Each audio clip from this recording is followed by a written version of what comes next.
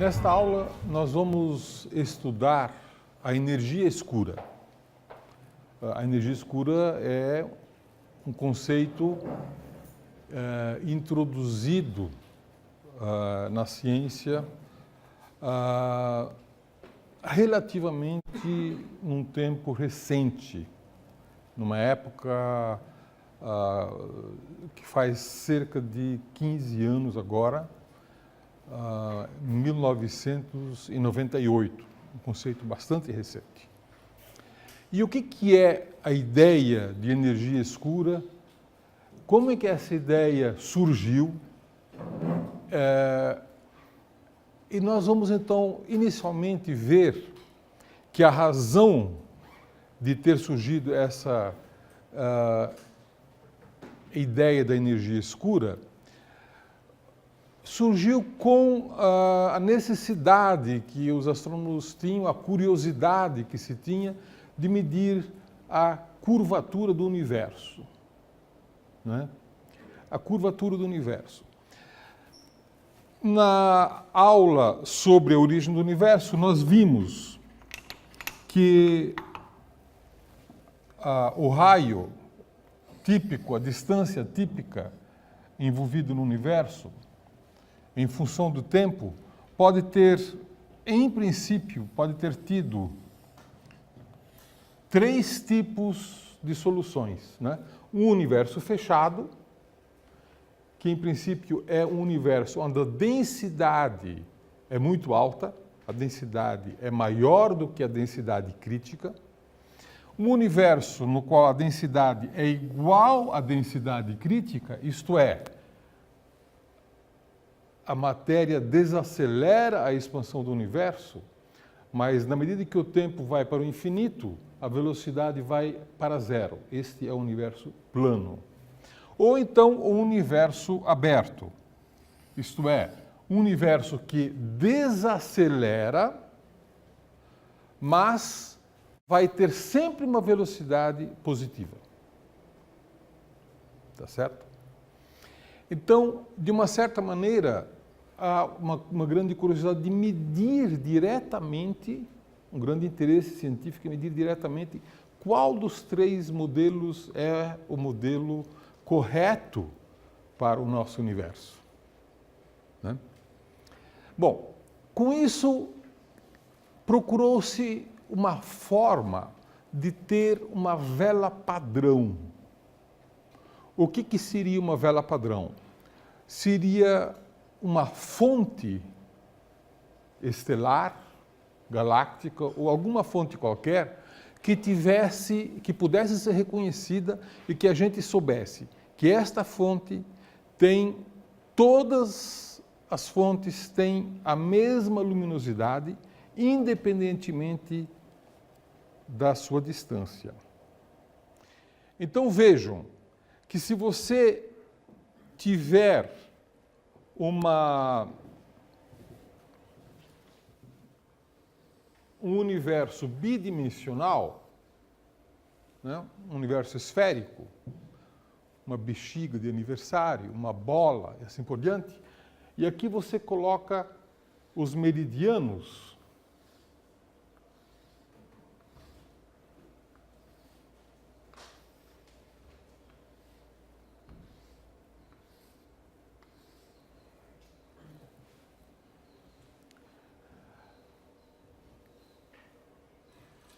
Se você se colocar num dos polos como observador e pegar uma estrela de brilho constante ou uma supernova de brilho constante e afastar essa supernova de você, então o brilho dessa supernova, o brilho aparente, vai diminuir com o quadrado da distância. Tá certo? No entanto, se essa supernova passar do equador, essa lei não é mais válida, porque, na verdade, a supernova passaria a se tornar mais brilhante novamente. Tá certo? A supernova passaria a ser mais brilhante. E com isso, em princípio, seria possível medir a curvatura do universo. Muito bem. Descobriu-se que existe um tipo de objeto que funciona como vela padrão. E esse tipo de objeto é chamado de supernova do tipo 1A. O que é uma supernova? Uma supernova é uma estrela que explode numa galáxia, né? Aqui nós temos a galáxia NGC 4526 e nós temos uma supernova aqui que foi a quarta supernova que explodiu, que foi registrada no ano de 1994. Né? Uma supernova pode brilhar durante um tempo curto, de algumas semanas, tanto quanto uma galáxia inteira. Né? Portanto, sendo objetos muito brilhantes, muito luminosos, eles podem ser observados a grandes distâncias. Mas supernovas existem do supernova do tipo 1, supernova do tipo 2. As supernovas do tipo 2, elas são muito diferentes umas das outras. As supernovas do tipo 1 são muito semelhantes umas das outras. Em particular, as supernovas do tipo 1A, que é uma superespécie, são supernovas que não possuem hidrogênio no seu espectro e possuem curvas de brilho, isto é, o brilho em função do tempo, onde tempo zero é o máximo de brilho, a supernova explode até atingir o máximo de brilho, então nós chamamos de tempo zero. Depois ela vai decaindo. Depois de 20 dias, ela já decaiu bastante, algumas magnitudes. Né? Todas as supernovas do tipo 1A possuem curvas de luz muito semelhantes. Vocês vejam que essas curvas de luz são todas muito semelhantes. Algumas são mais brilhantes do que outras, porque estão mais próximas do que outras. Tá? Se nós pegássemos essas curvas de luz de todas essas supernovas e colocássemos todas elas à mesma distância, nós teríamos esta curva de luz aqui. Uma curva de luz praticamente idêntica para todas as supernovas do tipo 1A. Tá certo? Então, se você pegar o brilho aparente dessas supernovas e colocar em função de distância, você obtém uma correlação muito boa. Né? Imagine que você pegue uma porção de velas, todas com exatamente o mesmo brilho, e distribua elas ao longo de um campo grande. Tá? Algumas próximas, outras distâncias maiores, outras distâncias muito grandes. Tal. E aí você mede o brilho desta vela, você vai descobrir que o brilho é proporcional à distância. É basicamente isto que está mostrando esta curva.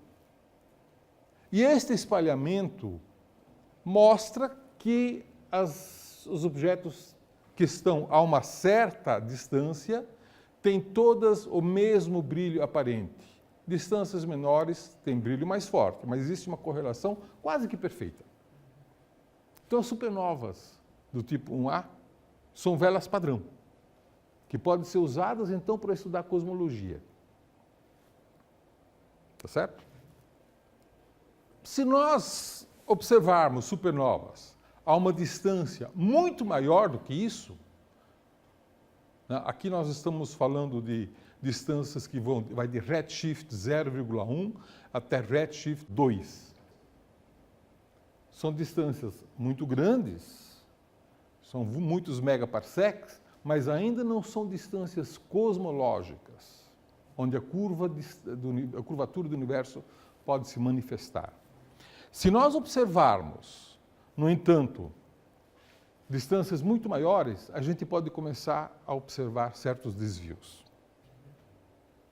Quando eu observo distâncias muito maiores, então aquela correlação que eu tinha visto há pouco, se ela for extrapolada, ela obedece a essa reta aqui.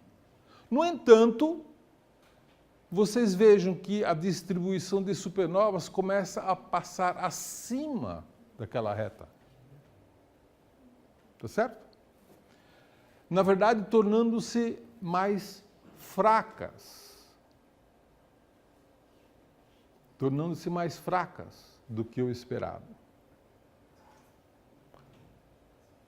Isto pode, de alguma maneira, ser modelado, né, por parâmetros cosmológicos. O fato de supernovas não obedecerem exatamente à extrapolação não é uma surpresa.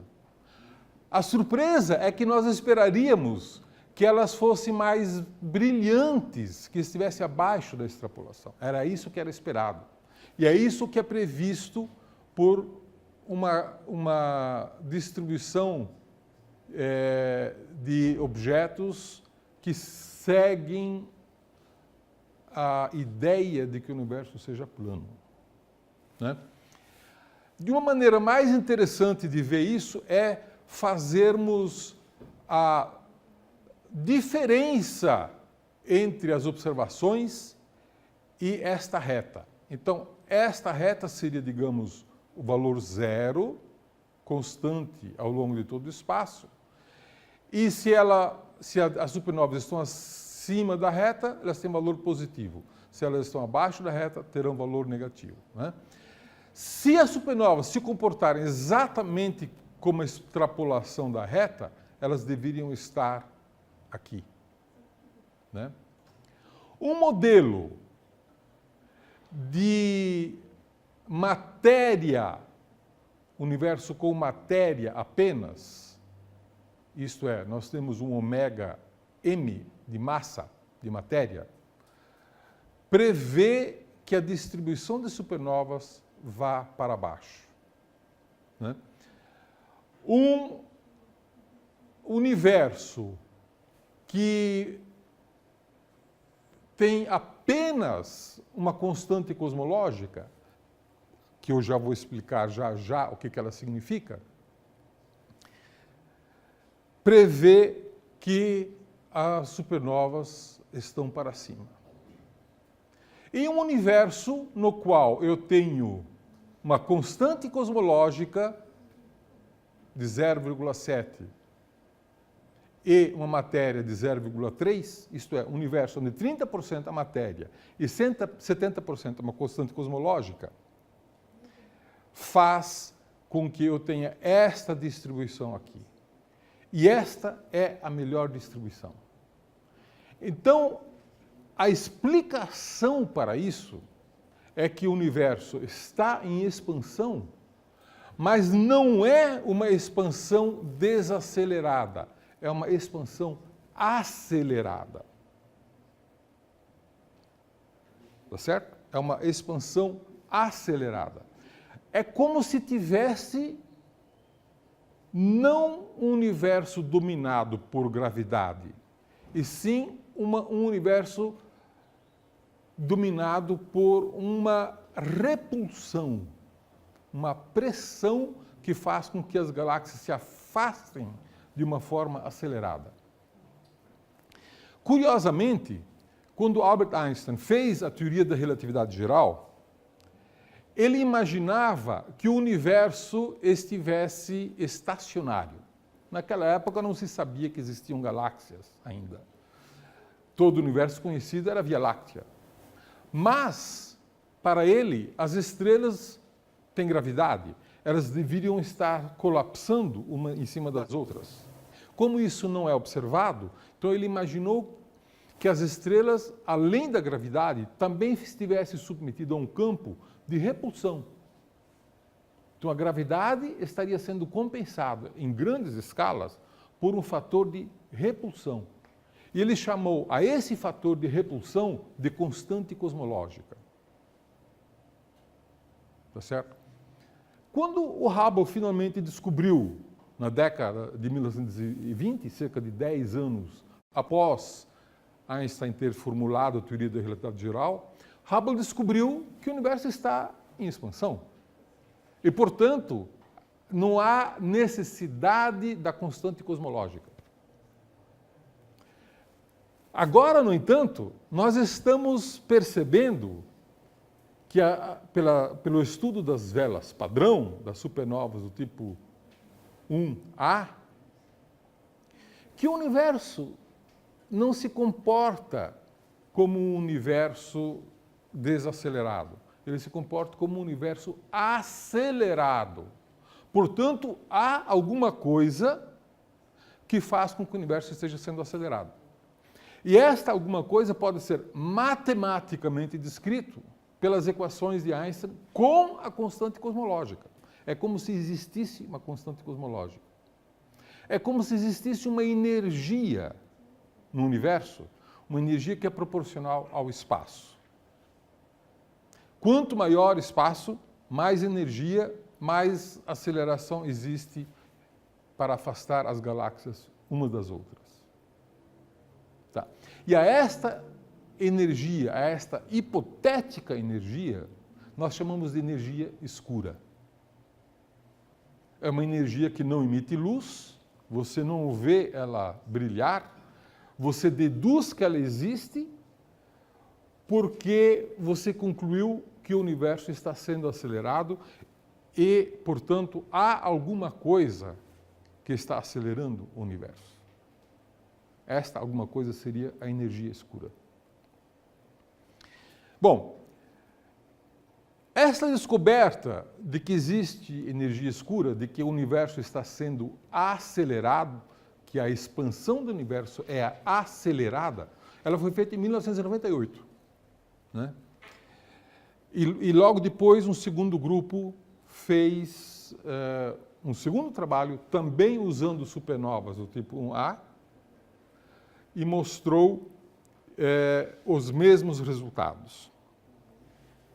Agora a gente poderia se perguntar, antes de mais nada, por que as supernovas do tipo 1A se comportam como uma vela padrão? As supernovas do tipo 1A se comportam como vela padrão porque elas correspondem à explosão de anãs brancas. As anãs brancas são estrelas mortas, né? E elas têm um limite para a sua massa. Quando elas atingem uma massa de 1,4 vezes a massa do Sol, e esse limite é chamado de limite de Chandrasekhar, né? Elas explodem. Na verdade, primeiramente tendem a implodir e, finalmente, a explosão, em função das reações nucleares que ocorrem no centro, faz com que a estrela exploda. Mas ela só explode quando atinge o limite de 1,4 massas solares. E essas estrelas não têm hidrogênio. Todo o hidrogênio dela já foi consumido. São anãs brancas. Portanto, quando elas explodem, quando duas anãs brancas distintas em galáxias diferentes explodem, elas explodem exatamente com a mesma massa e necessariamente com uma posição química semelhante, não contendo hidrogênio. Não há, portanto, razão para que a explosão seja diferente. A explosão vai ser essencialmente idêntica. E daí a ideia de que elas funcionam como uma vela padrão. Né? Daí a ideia de por que em galáxias diferentes, em épocas tão diferentes do universo, todas essas supernovas são essencialmente iguais entre si. E isto, na verdade, é uma sorte, né? Porque elas podem ser usadas para a gente estudar a geometria do universo, para estudar se o universo está sendo expandido com desaceleração ou com aceleração. Na verdade, isto foi uma grande surpresa, porque os astrônomos imaginavam que o universo fosse desacelerado, simplesmente porque há uma grande quantidade de matéria, então imaginávamos que o universo fosse desacelerado. A descoberta de que o universo é acelerado pegou a comunidade científica de surpresa. Mas foi algo extremamente importante, que ocorreu então no ano de 1998.